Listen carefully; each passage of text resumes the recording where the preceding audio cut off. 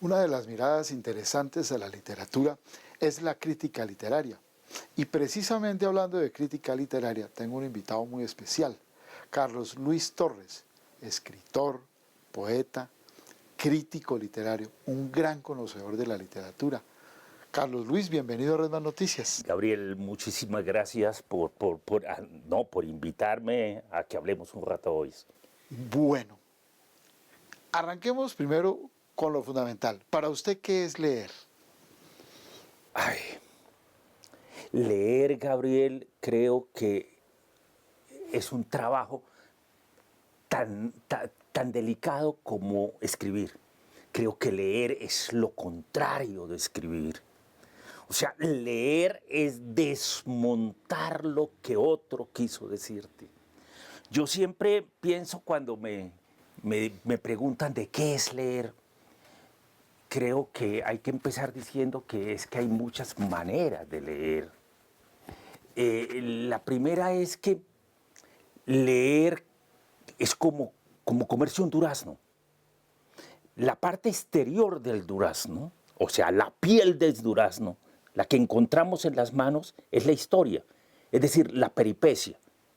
Es lo que cuenta una novela o lo que cuenta un libro. Es decir, Pedro se enamora de María, pero María está enamorada de Paco. Entonces Pedro mata a Paco. Esa historia es la epidermis del durazno, la parte exterior. Lo que queda entre la piel y la pepa, o sea, la pulpa del durazno, es la verdadera lectura. O sea, es donde está lo que no se dice, lo que se connota. También es donde está la forma como escribe el autor. Es decir, la palabra, el sonido, el vocabulario, la manera como hace las metáforas, la manera como relaciona con otras cosas. La gente, muy poca gente se come el durazno, se conforma con la piel. Después de que estamos en la piel, en la pulpa, llegamos a la pepa, que es dura, que si le metemos el diente casi nos quebramos los dientes. Esa pepa dura del durazno es la alegoría. Es lo que nos quiere decir el autor respecto a las cosas fundamentales del hombre. Hay una alegoría profunda en la Odisea. Hay una alegoría profunda en Juan Rulfo. Hay una alegoría profunda en lo que nos cuesta Clarice Lispector. Entonces, llegar a la pepa del durazno, a la alegoría, es la verdadera lectura. Eso no lo hacemos con todos los libros, eso no lo hacemos todas las épocas de la vida, es cuando nos encontramos con la lectura. Entonces tú me preguntas, ¿qué es leer? Yo diría que leer es lo opuesto de escribir. Lo que pasa es que el lector normal, el lector general, se conforma con la parte de atrás, de afuera, con la cáscara del durazno. Y es lo que vende la publicidad y todas esas cosas. El resumen. Sí, el resumen. Sí, sí. Esto me lleva a otro punto que obviamente está relacionado con lo que usted acaba de decir, que además me parece muy interesante. ¿Qué es la crítica literaria? O sea, ¿cómo se aborda la crítica literaria en la literatura? Qué maravilla pregunta. Ay, hace muchos años, 30 años, me asombró una lectura y una conversación de un gran maestro con el que me senté a conversar y me senté a su clase, Álvaro Pineda Botero. Él tiene un maravilloso libro que se llama El reto de la crítica. Y dice, ¿para qué es la crítica? ¿Y qué es la crítica? Y usted me está preguntando eso, qué maravilla. Él dice, y estoy de acuerdo con él, la crítica es la gramática de la literatura. O sea, si la gramática en un lenguaje es las indicaciones y las normas para que yo ponga en español, en inglés o en ruso, ponga el verbo, el adjetivo y el sujeto y yo juegue con él, la gramática le da un orden a la literatura, a la lectura y a la escritura. La gramática nos da unos criterios del canon, o sea, los criterios, canon, para poder saber qué es bueno, qué es malo, qué es literatura, qué no es literatura, porque lo malo, aunque es personal, tiene unos indicadores claros, porque lo bueno, aunque es personal, también tiene unos cánones para poder categorizarlo, nos pone un orden histórico al corpus literario. Si yo tomo este bulto de libros, la crítica me ayuda a decir cómo ordenarlos, cómo acercarme a la literatura. Entonces la crítica literaria es fundamental en la literatura. Es la manera como nos acercamos a ella. ¿Qué dice, por ejemplo, la crítica literaria? Obviamente debe haber muchas interpretaciones sobre un libro como 100 años de soledad, por ejemplo. Ay, carajo. Detrás tuyo tengo 4 o 5 versiones distintas de 100 años de soledad, porque yo leo 100 años de soledad una vez al año. Siempre empiezo el año con 100 años de soledad. A veces no lo termino totalmente y lo salto, pero 100 años de soledad creo que lo que emociona es el libro no solamente más importante de una época que le permitió a García Márquez ganarse el premio Nobel, que tiene que ver con la Guerra de los 1000 días, sino creo que es el aporte de la novela más importante que se ha hecho después del Quijote de la Mancha. ¿Tanto? Tanto. O sea, creo que solamente lo dirá el tiempo. El tiempo es el que dice cuando una obra permanece o no permanece. De acuerdo. Entonces, si el Quijote de la Mancha permaneció, llevamos casi 500 años, y permanece y lo leemos y nos distraemos porque dio una manera y una son, no por algo la Real Academia de la Lengua Española lo publica en la colección de primero Don Quijote y luego 100 años de soledad. ¿Qué dice la crítica de 100 años de soledad? Que es una novela supremamente importante para la lengua española porque empezó dándonos una lección de escribir. 100 años de soledad comienza diciendo, muchos años después, frente al pelotón de fusilamiento. O sea, ese muchos años después es irse al futuro. Claro. Eso se llama una prolepsis. Y dice, el coronel Aureliano recordaría una tarde cuando siendo niño, su padre lo llevó a conocer el hielo. Entonces se retrocede casi 100 años y hace una analepsis. Entonces, ese ir hacia adelante y ir hacia atrás, en una condenada frase, da muestras de una versatilidad del lenguaje y de la novela y del tiempo y de jugar con una cosa que no habíamos jugado, que es la conjunción del tiempo en una epopeya. Es una epopeya. O sea, si Don Quijote de la Mancha es la epopeya de un loco, con su escudero, que era lo que está demostrando Don Quijote de la Mancha, es que los locos somos nosotros y la verdadera razón y la cordura está dentro de sus aventuras. En 100 años de soledad es la historia del coronel Aureliano Buendía en las múltiples guerras de este país y de una familia. Hay una epopeya. Una epopeya es algo que comienza desde el principio. O sea, en la fundación de una ciudad, de un pueblo que se llamó Macondo, termina y dan las batallas hasta su final. Las epopeyas son grandísimas. Él escribió una epopeya.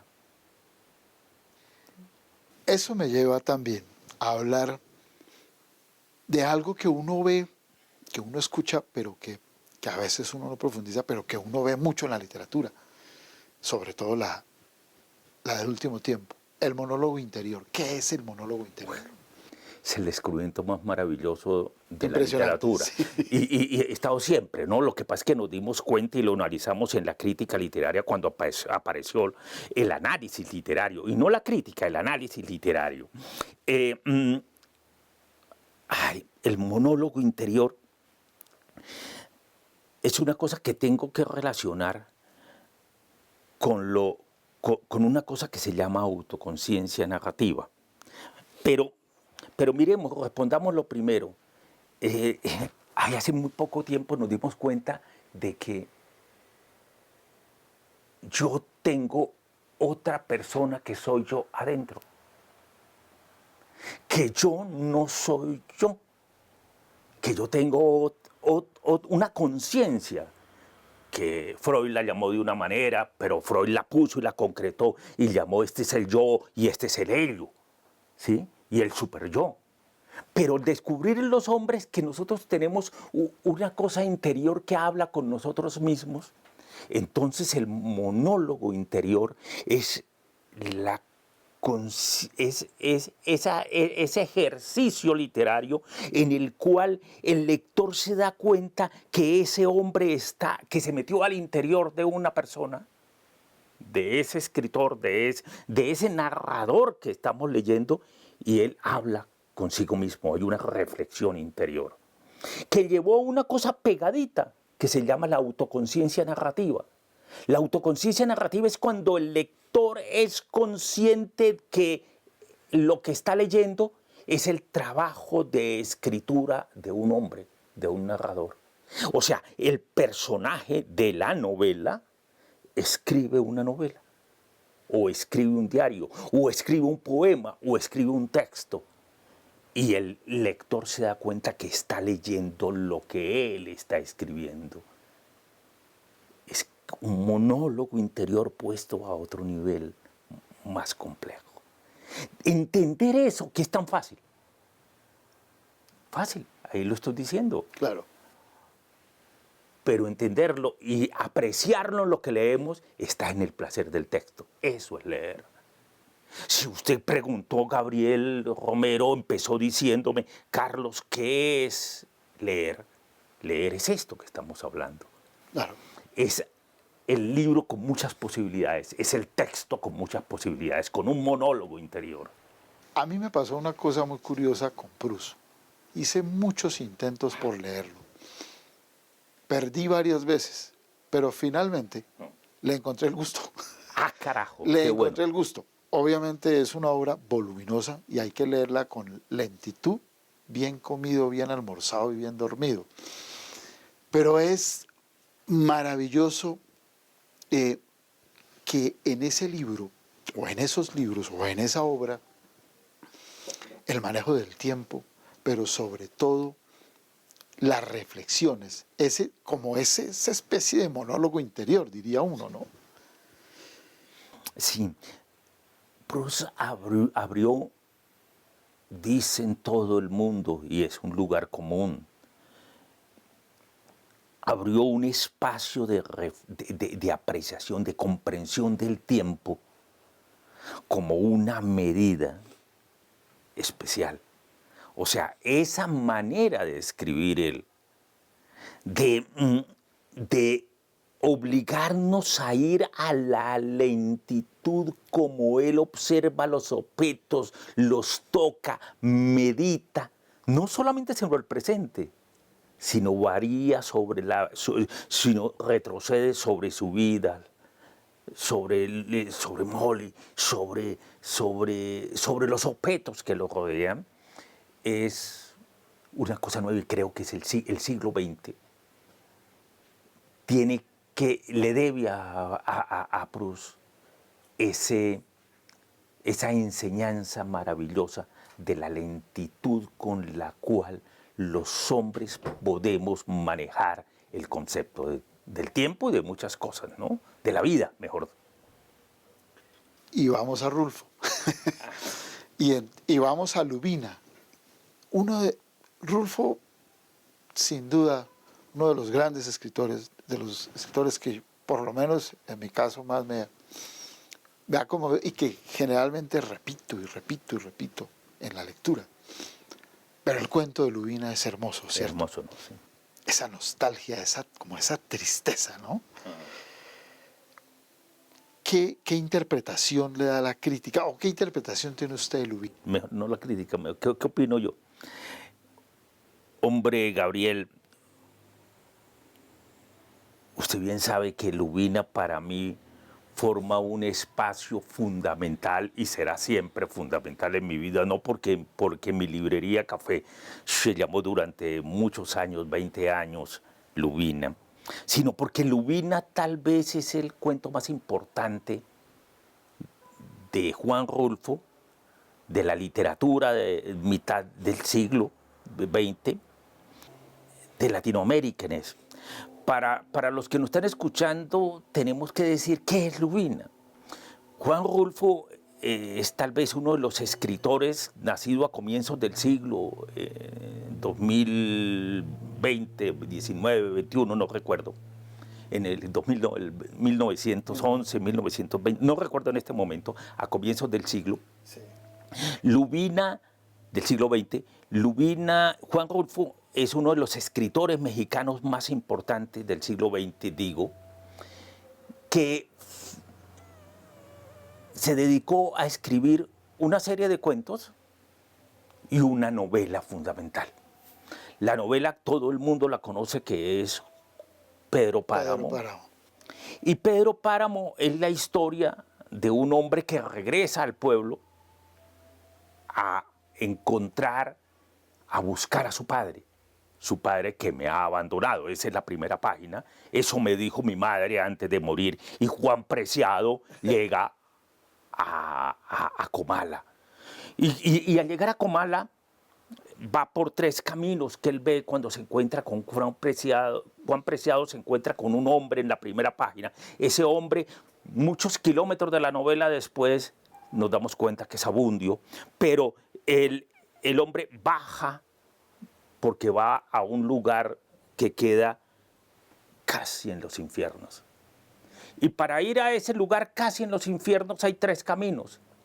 Y él los ve, se los muestra el otro personaje con que dialoga y dice, ese camino que ves allá va a Lubina. Ese otro camino que ves allá viene de Lubina. Ese otro va a ninguna parte.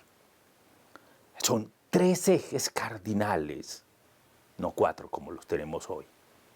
Y cuando él baja al pueblo, encuentra que todos están muertos. Entonces la novela, que invito a los que no la han leído porque nos obligan en la escuela a leerla, pero no la hemos leído. Claro. Sí. La novela de Pedro Páramo es un diálogo entre 2 viejas muertas. Sí, claro. Edvige Diada y Preciado, la vieja Preciado, están muertas hace muchos años y la humedad le entra a la tumba y pone a las 2 viejas a hablar y lo que nosotros oímos es el diálogo entre 2 muertas. Cuando 2 muertos hablan,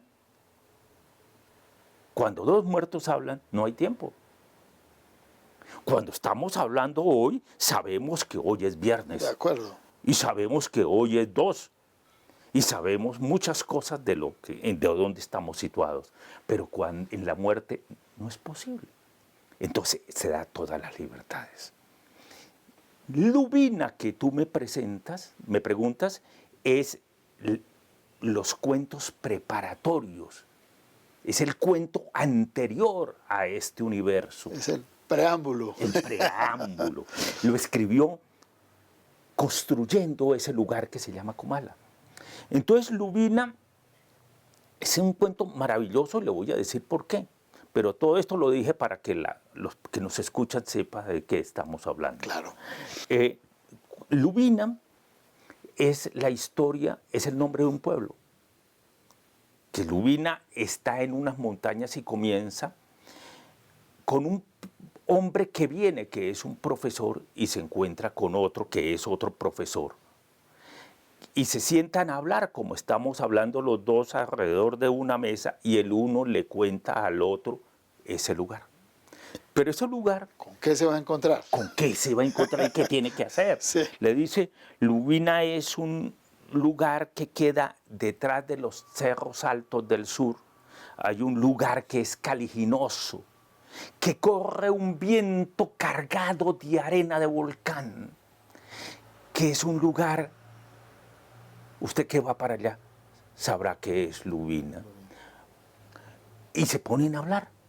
Y él le cuenta cómo es Lubina, las mujeres de Lubina, que son unos fantasmas, le cuenta cómo llegó él la primera vez con sus hijos. Y tiene unas imágenes poéticas que utiliza en Pedro Páramo y en la pequeña obra, que es la obra, la pequeña obra, que es la gran obra de Juan Rulfo, está llena de imágenes hermosas, poéticas, cantarinas, Lubina, como la luna, ¿no? Preciado, Eduviges Diada, y Susana Cisneros en Pedro Páramo. Susana, la palabra más hermosa del español, Gabriel, es susurro. Y ella se llama Susana. Susana. Susurro, ¿no? Sí. Qué bello. Y los dos se sientan a hablar. Con esto termino en el cuento Lubina. Y él le cuenta cómo la mujer, cuando llegó su mujer, abrazaba a sus hijos como un racimo de bananos, de maduros, de frutas. Qué hermoso eso. Los racimos como la mano, como abrazar. Y le cuenta, y de pronto uno se da cuenta, le dice: señor, tómese la cerveza. Señor, tómese la cerveza. Si usted no se la toma, me la tomo yo. ¡Ey, Camilo, tráeme 2 mezcales! Le grita. Y Camilo trae 2 mezcales. Y de pronto uno se da cuenta de que alrededor de la vela, sobre la mesa, él dice que hay unos mosquitos que dan vueltas y se queman. Y el hombre se queda dormido. De pronto se da uno cuenta, Dios mío, en ese cuento breve de 12 páginas, Sí, es que... se da cuenta de que el hombre estaba hablando solo. Ese es un monólogo. Un monólogo interior. ¿Interior o sí. exterior? Pero es un monólogo maravilloso. Yo creo que es un monólogo interior. Sí. Él no está hablando consigo mismo. Consigo mismo, claro. Y tú me preguntabas, ¿qué opinas del monólogo interior? Claro. ¿Qué opina de lo que hemos construido en el siglo XX? Mira, aquí está en Latinoamérica un monólogo interior maravilloso de un hombre que habla con otro que no existe. Eso es un monólogo interior. Bueno, me lleva usted a Alejandra Pizarnik, la escritora argentina. Usted además escribió un libro sobre ella, que creo que es el último. Una novela. Una novela sobre ella.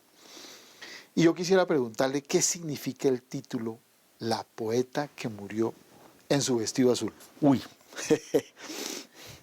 Que hay que hablar también de ella, ¿no? Sí, Su vida sí. trágica Me y todo sorprendió porque no habíamos hablado de esto hace años los dos. Hemos hablado en diferentes oportunidades de literatura y esta es una de las magníficas oportunidades, Gabriel.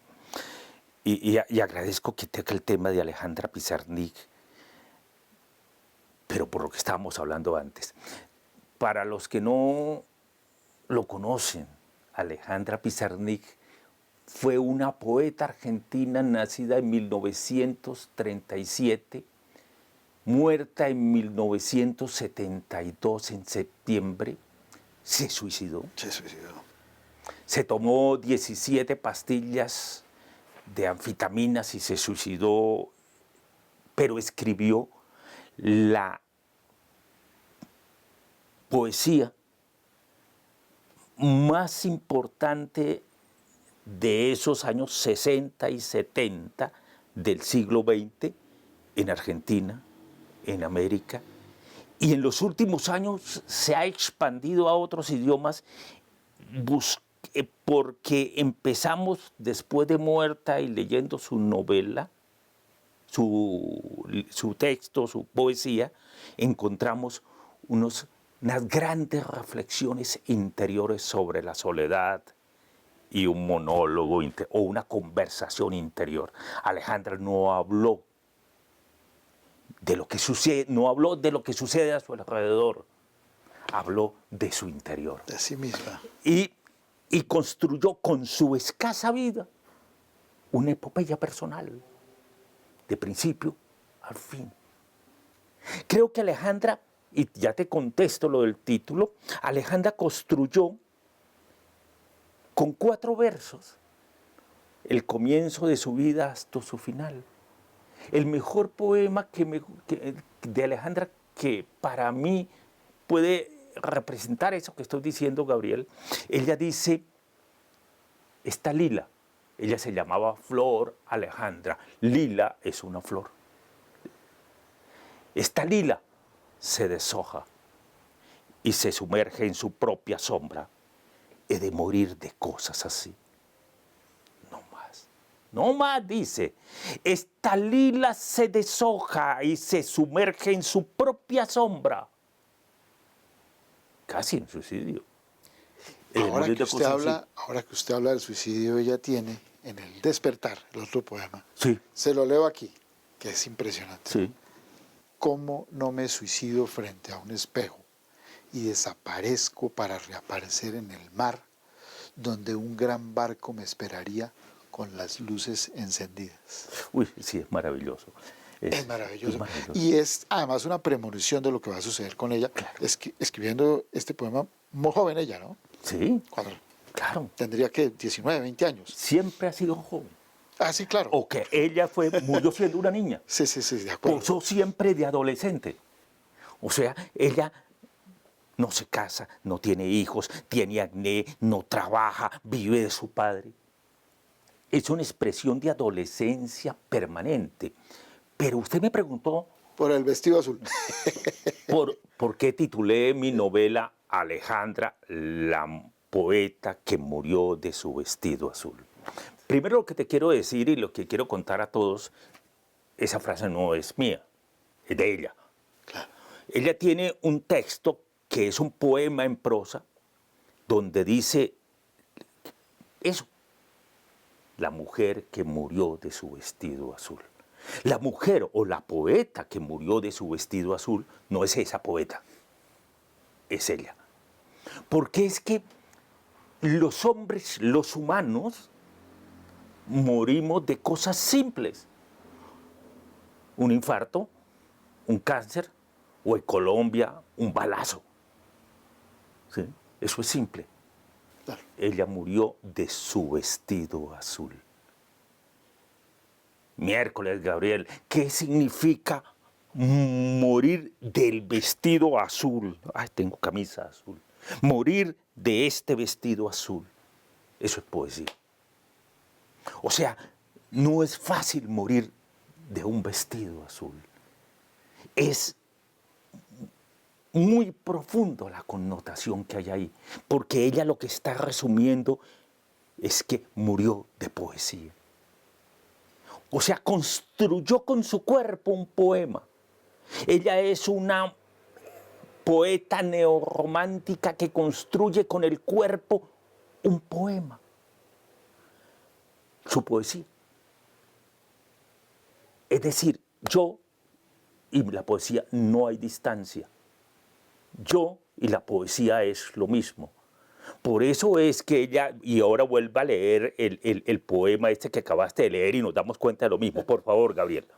¿Cómo no me suicido frente a un espejo? Sí. Y desaparezco para reaparecer en el mar, donde un gran barco me esperaría con las luces encendidas. Sí. Además es surrealista totalmente Claro, la imagen, claro, ¿no? claro. ¿Cómo no me suicido frente a mí misma?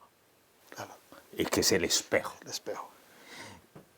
Y desaparezco, pero me adentro en el espejo que es también un mar que se diluye, donde hay algo muy positivo, que no sé por qué ese elemento tan positivo en ella ahí, donde hay un barco con luces encendidas. Sí, no sé por qué están las luces encendidas. Lo leeré con calma para poder entender esas luces encendidas en el contexto de Alejandra, ¿no?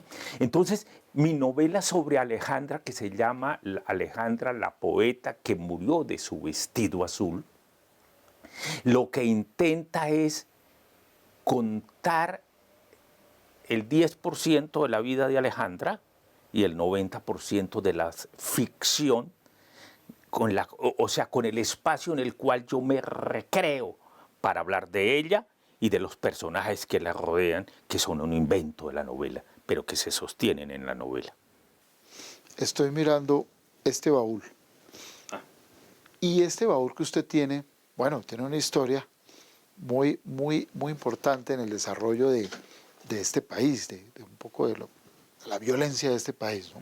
Tiene que ver con la Guerra de los 1000 días. ¿Cómo es la historia de este baúl? Mira, Gabriel, el baúl que sostiene esos libros es un baúl antiguo en mi familia. Es el baúl de mi abuela, una vieja que era una joven cuando sucedió la guerra de los 1000 días en Palo Negro. Yo provengo, como mi familia, de una tierra abrupta y violenta, una tierra dura, llena de abismos y de pedregales, que es Santander, y Palo Negro. Y mi abuela, cuando joven, cargaba una mula con 2 baúles llenos de balas. Un baúl, uno de los dos es este, el otro se perdió. Lo he perseguido y lo he cargado durante muchos años en mi vida, porque es un viejo baúl que ya tiene más de 100 años, porque mi abuela murió hace mucho tiempo, pero en el fondo del baúl, en el piso, en la tabla inferior de este baúl, si tú lo abres, están las huellas de las balas que se balanceaban, las pocas balas en el fondo del baúl, y ella cargaba las balas para llevar al ejército del general Uribe Uribe, que peleaba en la batalla de Palo Negro por ser liberal, por tomarse un país, por acabar otra guerra, por acabar una dictadura conservadora. Entonces ese baúl tiene muchas cosas. Tiene que ver con 100 años de soledad, naturalmente. Tiene que ver conmigo. Tiene que ver con una vieja que desapareció hace muchísimos años, y su imagen que tengo es, siendo yo muy chico, ella me leía los primeros libros que leí yo de boca de ella. Ella me leyó Nostradamus, me leyó El Conde de Montecristo, y me lo leyó en voz alta. Mi abuela se llamaba Leonor, y la recuerdo con ese vestido largo de mujer del campo, lleno de bastoncitos y de florecitas de colores en un fondo oscuro. Y ella se sentaba y me leía El Conde de Montecristo, pero me lo leía de manera distinta. Ella hablaba y aparecía un hombre y hablaba como un hombre y cambiaba la voz para el otro, y cuando parecía una mujer Bueno, hablaba. o sea, lo llevó a usted a conocer los puntos de vista de una obra, A las escuchar los diferentes personajes. voces Sí. y a sentir los Claro, personajes, claro. si tú me preguntas de dónde viene mi letra, yo creo que de escuchar a la abuela, ¿no? Y yo nunca he reflexionado seriamente sobre el tema, lo recuerdo y lo he escrito algunas veces, pero reflexionado de qué fue lo que y cómo me llevó, que puede ser la crítica literaria respecto a la metodología con la que yo escribo.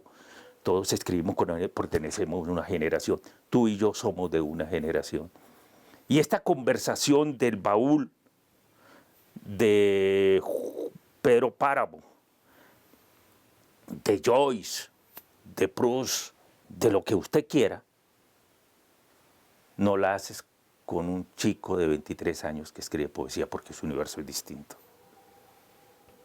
Eso me lleva a la última pregunta, que es esta. Uno, a través de la literatura, digamos, cuando uno lee los libros de las historias de la literatura, le hablan de la épica, de la tragedia, el Renacimiento, bueno, de las diferentes corrientes y las diferentes maneras de escribir. Si usted tuviera que hacer un análisis del mundo hoy, la literatura hoy, ¿qué tipo de clasificación haría? Cuando estamos hablando de un mundo digital, ¿no? Un mundo totalmente distinto. La literatura del mundo hoy, ¿en qué está? Pregunta muy difícil. Y no le voy a dar una respuesta, le voy a dar una opinión de cómo a veces me parecen las lecturas de hoy. Hace 2 años y medio estoy en poesía. Estoy en la posición de la poesía. Naturalmente estoy leyendo novela, pero fundamental estoy leyendo poesía y escribiendo poesía.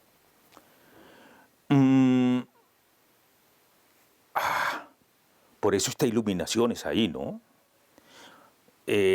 Por eso ahí está Baudelaire, porque de alguna manera estoy mirando cómo se está escribiendo hoy.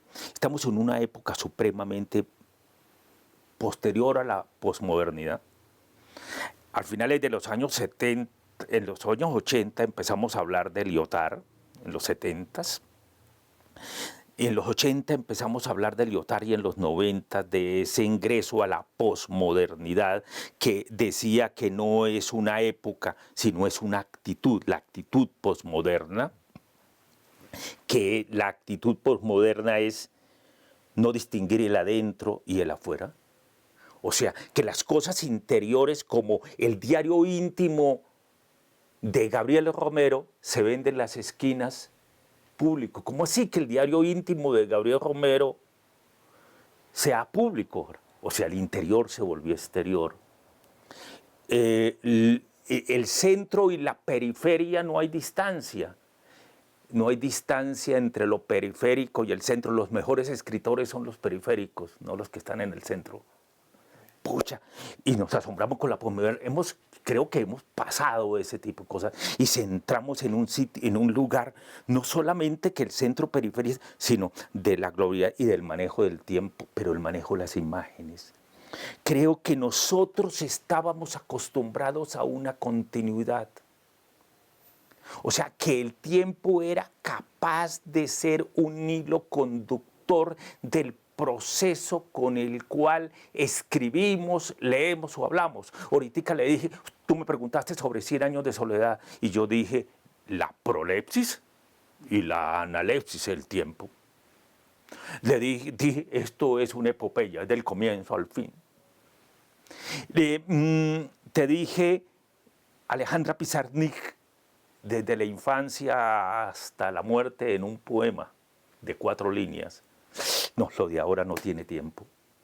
Si tú me preguntas a veces cómo es la poesía de ahora es una imagen y al lado y debajo otra imagen que no tiene que ver con esta. Todo fraccionado, Todo fraccionado, roto. Todo, y las imágenes son individuales. ¿Qué te transmite eso? Esa es otra discusión. ¿Cómo se escribe hoy? Me da la sensación que la poética que la poesía tiene un ritmo. Te voy a dar dos ejemplos. Libro rojo viejo, Arthur Rimbaud, iluminando a Saramago. ¿Sí? O sea, ponemos imágenes tras otras que son coherentes en un verso, pero no hay relación del uno con el otro. Hay una relación global que a veces se nos escapa de las manos, que no la podemos entender fácilmente. Entonces me dices tú cómo se está escribiendo hoy. Hoy se está escribiendo muy fraccionado, violentando absolutamente el tiempo, violentando absolutamente el canto, o sea, la sonoridad, violentando absolutamente lo trascendente, o sea, es irrespetuosa, es a veces absolutamente incoherente, es absolutamente bordeando unos lugares que no es el precipicio. Los que hablamos del precipicio y del abismo y del límite fuimos nosotros. Tu generación, la mía. Los de ahora están en el precipicio. O sea, nosotros hablamos del miedo, ellos no hablan del miedo. ¿Por qué? Porque nosotros tuvimos miedo al final que del abismo. Ellos están en el abismo. Entonces, ¿de qué miedo están hablando? No hablan del miedo. Entonces, la literatura de hoy, y estoy hablando, no la comercial. Claro, Sí. claro. O sea, estoy hablando de una poética que se construye paulatinamente, con una generación que tiene 35, 40 años, es una literatura distinta. Yo me asomo y leo, y si tú me preguntas, por ahí va la cosa. Carlos Luis, Muchas gracias por haber estado en Red Mire, Noticias. Gabriel, no, gracias a ti.